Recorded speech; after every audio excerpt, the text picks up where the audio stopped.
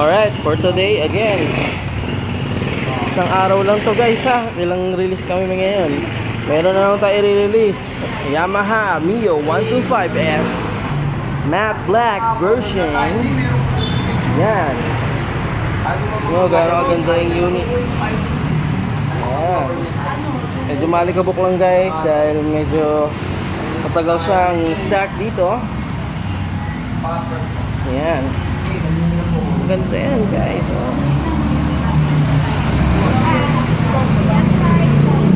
Yamaha emblem pa yan.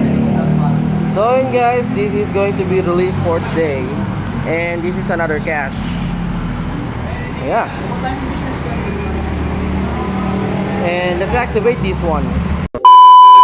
You're gonna battle, you're gonna fight. Win or lose, you're gonna be alright.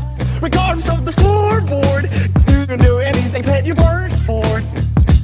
Do it for us, do it for one another, do it for yourself, and do it for each other. Regardless of the scoreboard, regardless of the scoreboard, scoreboard.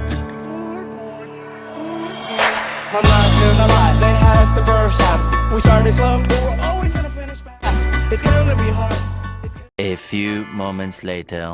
So, yun guys, another release ngayon today, another cache, and kanina installment sa NMAX. Then ewan ko, magpapang-apat ata tayo na release ngayon, ano. Babawi tayo kasi nag-aabol kami, pero yun, ang daming release for today. So natapos na natin linisin, activate yung Mio i125S. Hindi ko na napakita sa inyo paano ko ina-activate, but napakita ko naman sa inyo paano ko siya nilinis. So, tingnan natin masusunod na mangyari, ano? So, ayun guys. Walang naging update. Walang nangyari, na-release na. Hindi ko na nakuha ng video. So, yun lang. Maraming salamat.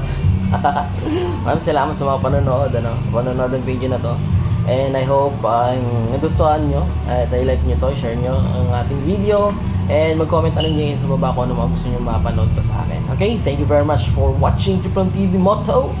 And this is Triplan TV. Nagpapaalam. Bye.